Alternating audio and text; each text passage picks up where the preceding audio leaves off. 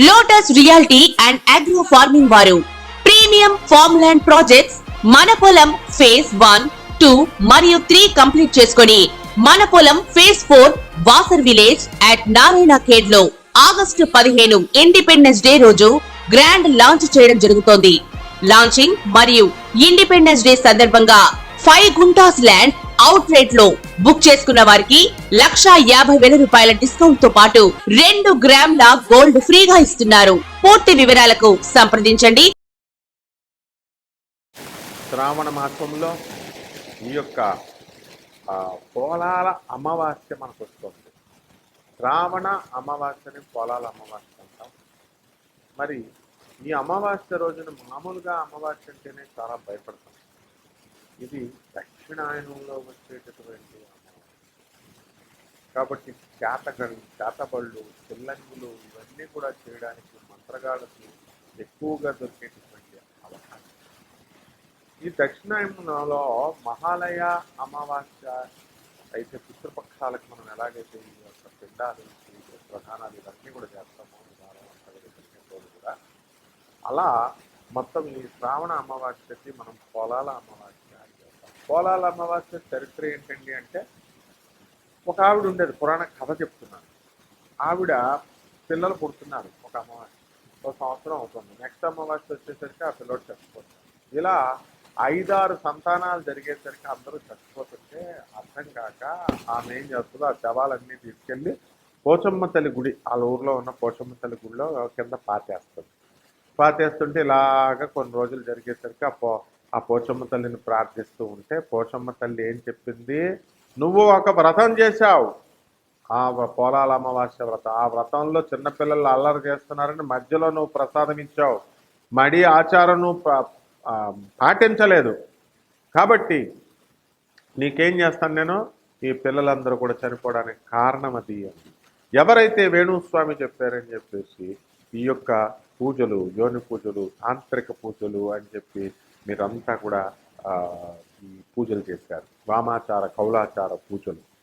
దానికి నియమ ఆచారాలకు భంగం కలిగేలా చేస్తే ఏమైంది ఇక్కడ ఈ పోలాల అమావాస్య కథలో?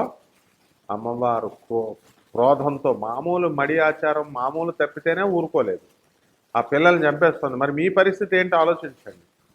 ఆయనలాగా చెప్పేవాళ్ళు కౌలాచారం అని, తర్వాత సమయాచారం అని, తర్వాత దక్షిణాచారం అని, ఈ యొక్క వామాచారం అని ఇవన్నీ చెప్తున్నారు. దక్షిణాచారం పర్వాలేదు, సమయాచారం అవంతా కూడా ఓకే, మిగతావన్నీ కూడా కాపాలికమని ఇవి అని అవని పంచబలులు, పంచమకరాలు చెప్పిన వాళ్ళు ఎవరు ఉండరు మీ కుటుంబాలు ఎగిరిపోతున్నప్పుడు. పేకలు కోసేసి మేకలు రక్తం వేసేసి ఇలాగ విగ్రహంలో దక్షిణకాళి అని ఒకడు, శ్మశానకాళి అని ఒకడు ఇలా వేసేసి రక్తాభిషేకం చేసేస్తున్నట్టు బెల్డప్పులు ఇచ్చి ఫోన్ చేస్తే పోలాల అమావాస్య ఊరిపోదు అమ్మవారి పోచమ్మ తల్లి. కాబట్టి అంతా నాశనమే. ఇలాంటి అవైదిక కర్మలు, ఇలాంటి పూజలు చేసేటటువంటి వాళ్ళకి వంశ నాశనం అయిపోతుంది. ఇందులో సందేహం లేదు, మీ మంచి కోరి నేను చెప్తున్నాను. కాబట్టి పోలాల అమావాస్యలో అప్పుడు మళ్ళీ చక్కగా మడి కట్టుకొని చేయమంటే అప్పుడు ఆ అమ్మాయి చక్కగా చేసిన తర్వాత బ్రహ్మాండంగా మంచిగా పిల్లలు నిలబడ్డారు. ఇది పోలాల అమావాస్య చరిత్ర. ఈ అమావాస్య రోజున మనము ఏం చేయాలి అంటే, మంత్రాలు తీసుకున్నారు చాలామంది. గురుగారు నాది కర్కాటక రాశి, మృగశిర నక్షత్రం, మీకు మీరే చెప్పేస్తున్నారు ఫోన్లో. మరి నేను ఏ మంత్రం చేయాలండి అంటే నువ్వు మంత్రం అడిగేగానే హనుమత్ ప్రత్యంగిరా మంత్రం ఇవ్వండి అంటే నువ్వు మంత్రం అడిగేగానే నేను ఇచ్చేస్తానికి అసలు నీ చరిత్ర ఏంటి, నువ్వు ఎవరు, అసలు దేవుడితో నీకు ఉన్న అనుబంధం ఏంటి, ఏ మంత్రాలు చేసావు అంతకుముందు? ఒకేసారి నాకు ఫోన్ చేసేసి 10th క్లాస్ పాస్ అవ్వకుండా, ఇంటర్ పాస్ అవ్వకుండా MBBSలో సీట్లు చేయాలండి, నాకు ఈ MDలో కావాలండి, ఎంఎస్లో కావాలండి, లేకపోతే ఎంటెక్లో కావాలండి అంటే ఇచ్చేస్తారు ఎవరన్నా? నువ్వు ఏం చేసావు, అసలు ఎన్ని సంవత్సరాలు చేసావు సాధన, ఇవన్నీ చూస్తాం కదా. అలా తర్వాత అడిగితే ఒక ఆవిడ ఏం చెప్పిందంటే, ఏమండి నేను వైజాగ్ నుంచి చేస్తున్నానండి, బాలా త్రిపుర సుందరిను గణేశుడికి చేశానండి, మరి మంత్రం ఎన్ని లక్షలు జరిగిందమ్మా జపం అన్న. అది అలా లెక్క పెట్టుకోవట్లేదండి, నేను మామూలుగా చేసేస్తున్నానండి. అంత అశ్రద్ధ పనికిరాదు. నువ్వు ఒక దాని ఒక దాని మీద నువ్వు నిలబడ్డావంటే నువ్వు ఎన్ని లక్షలు చేస్తావో గురువు అడుగుతున్నప్పుడు ఆ కౌంట్ కూడా చెప్పాలి నువ్వు. అప్పుడే ఆ దేవత మీద నీకు అంత శ్రద్ధ ఉన్నట్టు, అప్పుడే నీకు ఫలిస్తుంది. తర్వాత ఈ కొన్ని కొత్తాలపేటం అని ఒకటి ఉంది, ఆయన సిద్ధేశ్వరానంద భారతి గారు ఆ మంత్రాలు అడుగుతుంటే అందరికీ ఇచ్చేస్తున్నారు, డబ్బులు తీసుకుని ఇస్తున్నారు, ఫ్రీగా ఇస్తున్నారు, ఆశ్రమానికి ఇవ్వండి అని ఏదో రకాలుగా వాళ్ళు 18,000. ఇంకోడు ఉన్నాడు ఎవరు, మధుసూదనాచార్య అని చెప్పేసి మంత్రాలు ఇచ్చేస్తాం, తర్వాత మీకు 30,000 ఇవ్వండి, 40,000 ఇవ్వండి. ఇది ఏంటి బిజినెస్? ఊరికినే ఇచ్చినా నువ్వు డబ్బులు తీసుకొని ఇచ్చినా ఆ మంత్రాన్ని కనుక వాడు తీసుకున్నటువంటి శిష్యుడు కనుక చేయడం మానేస్తే అది పూర్తి చేయాల్సినటువంటి బాధ్యత ఆ గురువు మీద ఉంది. అందుకనే ఈ రోజున చూడండి, క్షుద్రశక్తులతో పూజలు చేసుకుంటున్నటువంటి వాళ్ళు, వామాచారం కౌలాచారం అని చెప్పి పూజలు చేస్తున్నటువంటి వాళ్ళు ఉవ్వెత్తని ఎగిసినట్టు ఎగిసి ధడేల్ మన కింద పడిపోయారు, పతనమైపోయారు. ఇంకా చాలా వంశ నాశనం కూడా అయిపోతుంది. ఇలాంటి దాన్ని ప్రోత్సహించేటటువంటి ప్రేక్షకులు కూడా సర్వనాశనం అయిపోతారనమాట. భక్తులంతా కూడా ఎవరైతే ఈ జగద్గురు ఆదిశంకరాచార్యులు వారు చెప్పిన దాన్ని వ్యతిరేకంగా వెళితే మామూలు పసుపు వేయాలా, కుంకుమ వేయాలా, గంధం వేయాలా, నిమ్మకాయ పెట్టాలా, గుమ్మడికాయ పెట్టాలా, అంతే. అతి తెలివితేటలు ఉపయోగించి డబ్బుల కోసం ప్రజలను మస్మరైజ్ చేద్దామా అని చెప్పి యోని పూజలని, తాంత్రిక సెక్స్ అని, ఏంటయ్యా మీదంతా? ఇలా చేస్తే ఏమవుతుంది? చూశాం మేము ఆనాటి రామలింగ సిద్ధార్థి రాజమండ్రి దగ్గర నుంచి, చంద్రస్వామి దగ్గర నుంచి, డాక్టర్ ఎన్టీ రామారావు గారు లాస్ట్కి ఏమయ్యారు? మరి ఆ పూజలు చేయించారు, శ్మశానంలో పూజలు చేయించారని అనేవారు, ఏమైపోయారంతా? కాబట్టి పదవీ గండాలు ఉన్నాయి, ఇవన్నీ జరిగినాయి. ఈ రకంగా మనకి ఇటువంటి అవైదిక పద్ధతుల్లో పూజలు చేసుకోకూడదు. కానీ మీకు ఈ అమావాస్యకి, ఈ పోలాల అమావాస్యకి అందరికీ కూడా మంత్రగాళ్ళకు అద్భుతమైనటువంటి సమయం. కాబట్టి మీ జుట్టు ఎక్కడ ఇసరకండి, మీ పాత బట్టలు ఎక్కడ వదిలేయకండి, మీ కాలి గోళ్ళు ఎక్కడ వదలకండి. తర్వాత మట్టి, మీరు నడిచేటటువంటి మట్టి, 4 వీధుల మట్టి, ఇవి దొరికితే చాలు. మయాంగన కూరుంది అస్సాంలో. ప్రతి ఇంటికి ఒక మంత్రగాడు, ప్రతి ఇంటికి ఒక చేతబడి చేస్తాడు, ఒక చేతబడి తీసేస్తాడు. చేతబడులు ఉన్నాయా లేవా అనేది తర్వాత సంగతి. అదంతా సైన్స్ ప్రకారం మాకు తెలుసు. అవన్నీ ఒకళ్ళు చెప్పాల్సినటువంటి పని లేదు. ఒక అధర్వణ వేద పండితుడిగా, ఒక ప్రొఫెసర్గా, సైన్స్లో ప్రొఫెసర్గా నాకు తెలుసు అవన్నీ. కాబట్టి ఈ మంత్రాలకి, తంత్రాలకి ఇవన్నీ కూడా ఈ పోలాల అమావాస్య రోజున, ప్రతి అమావాస్యకి కూడా చేస్తారు. దుష్టశక్తులు, ప్రేతశక్తులు, ఇవన్నీ కూడా నీచశక్తులు, ఇవన్నీ కూడా పెట్టరేగిపోతాయి అన్నమాట. ఎవరైతే మరి పూజలు చేస్తున్నారో వీళ్ళంతా కూడా చేతబళ్ళు చేసేటటువంటి వాళ్ళంతా కూడా మరి ఉన్నారు. మేము చేతబళ్ళు చేస్తాం, ఇవి చేస్తామని, అవి చేస్తామని. అసలు ఈ డాంబికంగా చెప్పుకునే వాడికి ఒక్కడికి కూడా చేతబడి చేయడం రాదు. సీక్రెట్గా ఉంటారు అటువంటి సాధన చేసేటటువంటి వాడు. కాబట్టి ఈ అమావాస్యలో ముఖ్యంగా మేషరాశి వారికి, మిథున రాశి వారికి ప్రమాదం, తర్వాత ఈ యొక్క కన్యరాశి వారికి ప్రమాదం, మకర రాశి వారికి ప్రమాదం. ఈ రాశుల వాళ్ళు చాలా జాగ్రత్తగా ఉండాలి ఈ అమావాస్య తర్వాత. అమావాస్య రోజున నరదృష్టి ఎందుకు పడుతున్నాయా? నరదృష్టి మరి నాకు హెడేక్ ఎందుకు వస్తుంది, బయటికి వెళ్ళగానే హెడేక్ వచ్చిందని అంటారు. అంటే ఇవన్నీ లేవా? చెప్పేటటువంటి వాళ్ళు లెక్చర్లు చేస్తారు, వెళ్ళి ముగ్గేస్తారు, కూర్చో మరి వెళ్ళి సరైన మంత్రగాడేసే చోట కూర్చోమరి. మయాంగ్ వెళ్ళు, మేము చేతపడినామండి, రక్తవన్నం తినేసామండి, మేము మట్టిలో కూర్చున్నామండి, ఇట్లు ఏం కుదరావు, వెళ్ళవు మయాంగ్కి వెళ్ళవు. మయాంగ్లో చూపిస్తారు వాళ్ళ తడాక. ఇప్పటికీ కూడా ఒరిస్సాలో, కేరళలో కొన్ని ఏరియాల్లో మరి భయంకరమైనటువంటి మంత్రగాళ్ళు ఉన్నారు. హిమాలయాల్లో ఋషులు వచ్చేసి మీతో మాట్లాడుతున్నప్పుడు మంత్రగాళ్ళు ఉండరా?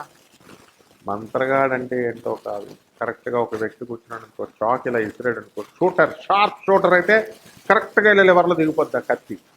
రానివాడు ఏం చేస్తాడు, కత్తి ఇసిరితే ఎక్కడో చోట చేయి దగ్గర పక్కనో ఎక్కడో చోట మొత్తం మీద గాయం అవుతా అవదా? చేతబళ్ళు వచ్చినోడైనా రానుడైనా ఆడి ప్రయత్నాలు ఆడి చేస్తే ఖచ్చితంగా ఎక్కడో చోట దెబ్బ తినడం ఖాయం. కాబట్టి ఈ రాశి వారు చాలా జాగ్రత్తగా ఉండండి.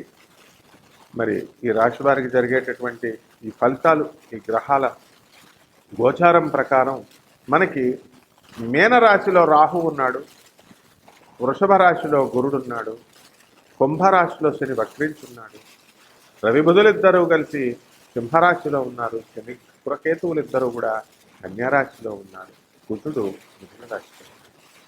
మరి ఆ రాశి ఫలితాలు ఒక్కొక్క రాశిని మనం చెప్పుకుందాం. తులారాశి. ఈ తులారాశి వారికి ఈ యొక్క నెలలో మరి అష్టమ గురు ప్రభావం వలన అప్పుల బాధలు అలాగే ఉంటాయి. కొత్త కొత్త ఇళ్ళు కట్టాలని చెప్పేసి ప్రయత్నాలు చేస్తూ ఉంటారు. మరి వాటికి చేతిలో పెట్టుబడి లేకపోయినా సరే వాళ్ళు చక్కగా మీరు అడగకుండానే మొత్తం అందరూ వచ్చి డబ్బులు అప్పిచ్చి మీరు ఇళ్ళు అన్నీ కూడా పూర్తి చేయడం జరుగుతుంది. ఇక స్థలాలు కొనాలి అనుకునేటటువంటి వాళ్ళకి మీ ఫ్రెండ్స్, మీ బంధువులు వీళ్ళు ఏం చేస్తారంటే చక్కగా ఇది కొనండి అని చెప్పేసి వాళ్ళు ఇచ్చి మీకు కొనిపిస్తారనమాట. ఈ విధంగా అంటే ఫ్రెండ్స్ యొక్క సహకారము అనేటటువంటిది ఎక్కువగా అందుతుంది. ఇక ఈ తులారాశి వారికి షష్ఠ స్థితిగతుడైనటువంటి రాహుగ్రహ ప్రభావం వలన శత్రువులు మిత్రులుగా మారిపోవడము, తర్వాత శత్రుపీడ పోవడము, అందరూ కూడా మీరేదో చేస్తారనేటటువంటి భ్రమలో మీకు ఉండి మరి మీరు కనుక చేయలేకపోతే ఫాల్స్ ప్రామిసెస్ ఇవన్నీ కూడా మీకు కొంత పంచమ శని ప్రభావం వలన బ్యాడ్ నేమ్ రావడము, డిఫేమ్ అవడము అనేటటువంటివి జరుగుతాయి. ఎక్కువగా ఈ యొక్క తులారాశి వారికి కేతు మరి 12 ఉండడం వల్ల ఏం చేస్తారంటే చాతస్థబద్ధంగా తయారయ్యి మూఢనమ్మకాలు ఎక్కువైపోయి, మూఢనమ్మకాల పూజలు చేస్తున్నారు కదా ఇప్పుడు, వామాచారం అని, కౌలాచారం అని, యోని పూజని, అలాంటి పూజలు కూడా ఈ తులారాశి వారు ప్రోత్సహించడం అనేటటువంటిది జరుగుతుంది. మరి ఈ విధంగా ఈ తులారాశి వారు ఈ అప్పుల బాధ నుంచి మీరు తీసుకున్నటువంటి అప్పులు మీరు తీర్చలేకపోతారు, అవతల వాళ్ళు మీకు ఇచ్చినటువంటి అప్పులు మీరు ఇవ్వలేకపోతారన్నమాట. అలాగే వృత్తి, వ్యాపార, ఉద్యోగ విషయాల దగ్గరికి వచ్చేసరికి జీతబత్యాలు అనేటటువంటివి పెరుగుతాయి. ట్రాన్స్ఫర్లు మీరు కోరుకున్న చోట్లకి మీకు రావడం అనేటటువంటిది జరుగుతుంది. కాబట్టి అన్ని విధాలుగా కూడా ఈ తులారాశి వారికి రైతులు అవనివ్వండి, ఈ యొక్క అగ్రికల్చరల్ డిపార్ట్మెంట్స్, తర్వాత ఈ యొక్క లాయర్లు, వాళ్ళు అందరూ కూడా పరిస్థితి సొంత వృత్తులు చేసుకుంటున్నటువంటి వాళ్ళందరూ కూడా బ్రహ్మాండంగా ఉంటారు. ఈ రాశి వారికి ఈ నెలలో జరిగేటటువంటి పరిహారాలు, మీ జాతకం బాగుండాలంటే, ఎదగాలంటే, ఇంకా బాగుండాలంటే ఏం చేయాలి? ఇప్పుడు మనకి వెన్నను తీసుకొచ్చి శ్రీకృష్ణ పరమాత్మ ముందు నైవేద్యం పెట్టాలి. ప్రతి గురువారం కూడా అటుకులు తీసుకొచ్చి శ్రీకృష్ణ పరమాత్మకి మీరు నైవేద్యం పెట్టాలి. ఇది మీరు చేయాల్సినటువంటిది బుధవారం నాడు చేయాలి. ఇకపోతే రెండవది, తెల్ల జిల్లేడు చుట్టూ దానికి నీళ్ళు వేసుకుంటూ తెల్ల జిల్లేడు చుట్టూ ప్రదక్షిణం చేయండి. తర్వాత ఆ తెల్ల జిల్లేడు చెట్టుకి ఆ పువ్వులవన్నీ కోసి ఈశ్వరుడికి కానీ, ఆంజనేయ స్వామి వారికి కానీ దానిపైన తీయండి. ఇది రెండవ రెమెడీ. మూడవ రెమెడీ వచ్చేసరికి రావి చెట్టు క్రింద కూర్చోవాలి, దానికి నీళ్లు పోసి ఒక్కొక్క మంత్రాన్ని మీరు ఏ దేవుడిని అయితే తీసుకున్నారో, ఏ మంత్రాన్ని అయితే తీసుకున్నారో దాన్ని 10,000 సార్లు జపం చేయాలి. ఆ తర్వాత ఈ జపం తర్వాత పసుపు కుంకుమ అక్కడ వేసి దీపం వెలిగించి ఆ ప్రదక్షిణలు మీరు ఎంత ప్రదక్షిణలు చేయాలా? 108 ప్రదక్షిణలు చేయాలి. 108 ప్రదక్షిణలు చేసి పంచదార కానీ, బెల్లం ముక్క కానీ ఏదో ఒకటి నివేదన చేసి, ఇది 3వ రెమెడీ. 4వ రెమెడీ వచ్చేసరికి వినాయక చవితి మనకు వచ్చింది. ఈ వినాయక చవితి గణేష్ మహారాజుకి మీరు పూజలు చేసుకోవాలా. సోమవారం నాడు ఎన్ని సోమవారాలు వస్తే అన్ని సోమవారాలు కూడా మరి మోదకాలు తయారు చేయండి. అంటే ఈ యొక్క ఉండ్రాళ్ళు తయారు చేశా 21 ఉండలు, ఈ యొక్క ఉండ్రాళ్ళు అక్కడ స్వామివారికి నైవేద్యం పెట్టాలి. తర్వాత కాకులకి మీరు ఈ ఉండ్రాళ్ళని నివేదన చేయాలి. అంటే కాకులకి తినిపించాలి. అక్కడ పెట్టేసి కాకులు తింటారు. అప్పుడు మీ యొక్క శని దోషం పోతుంది రాశి వారికి. అలాగే ఈ నవగ్రహాల చుట్టూ తిరగాలి. నవగ్రహాల చుట్టూ తిరుగుతూ మరి మీరేం చేయాలా? ఓం శనేశ్వరాయ నమః అనేటటువంటి మహామంత్రంతో, జగద్గురువు శనీశ్వరుడు అనేటటువంటి భావనతో మీరు ఆ శనీశ్వరుడి మీద శనివారం నాడు అభిషేకం చేయాలి. ఏ పంతులు అవసరం లేదు, మీరే చెయ్యండి. అలాగే ఈ యాంత్రికంగా లేదా ఏదో సరదాగా గుడికి వెళ్ళినట్టు వెళితే నవగ్రహాలు పట్టేసుకుంటాయి మిమ్మల్ని. ఎక్సెప్షన్ కాదు ఇది, హనీమూన్ కాదు ఇది. నవగ్రహాలతో శని అభిషేకం చేసిన తర్వాత కాళ్ళు కడుక్కోమని చెప్తున్నారు పంతుళ్ళు. వాళ్ళని పట్టుకోదు, మిమ్మల్ని పట్టుకుంటుంది శనీశ్వరుడు. శనీశ్వరుడు ఒక్కసారి పట్టుకుంటే చాలు, పెళ్ళ వదిలేస్తుంది. కలత్ర పుత్ర శత్రుత్వ కారణాయ నమః అన్నాడు. పెళ్ళం రివర్స్ అయిపోద్ది, పిల్లలు రివర్స్ అయిపోతారు. మరి ఇది శని యొక్క ప్రభావం. శనీశ్వరుని చూసి మీరెవరు భయపడటానికి? సకల దేవతలు పారిపోతారు భయపడి శనీశ్వరుడు వస్తుంటే. విష్ణుమూర్తి చెట్టు చాటును దాక్కున్నాడు, శివుడు త్వరలో దాక్కున్నాడు, బ్రహ్మదేవుడు ఎక్కడో చెరువు పక్కన దాక్కున్నాడు. ఇంద్రాది ఇటువంటి చిన్న చిన్న దేవతలంతా కూడా పారిపోతారు, అష్టదిక్పాలకులు, మిగతా గ్రహాలని. అది జగద్గురువైనటువంటి శనీశ్వరుడి మహిమ. ఎవరినైతే శనీశ్వరుడు అనుగ్రహిస్తాడో వాళ్ళు అపార కుబేరులు అవుతారు. Food fats fertilizer Sushil Goenka managing director. ఉదాహరణ గూగుల్ చేసుకోండి, చూసుకోండి. నా ఫ్రెండ్ అతను, ముఖేష్ అంబానీ కజిన్ అతను. కౌడు ఫ్యాక్టరీ రన్ చేసి ఆ స్థాయి నుంచి ఏ స్థాయికి వెళ్ళిపోయాడు. ఇలా ప్రమాణాలు చెప్పమనండి ఎవరైతే చెప్తారో శనీశ్వరుడి గురించి. నీళ్ళు కడుక్కోవాలా, బట్టలు వదిలేయాలా, స్నానం చేసేసి ఆ బట్టలు అక్కడ వదిలేయాలా? శనీశ్వరుడు అంటరానోడు అనుకుంటున్నారా మీరు? ఎవరు వాళ్ళు చెప్పింది?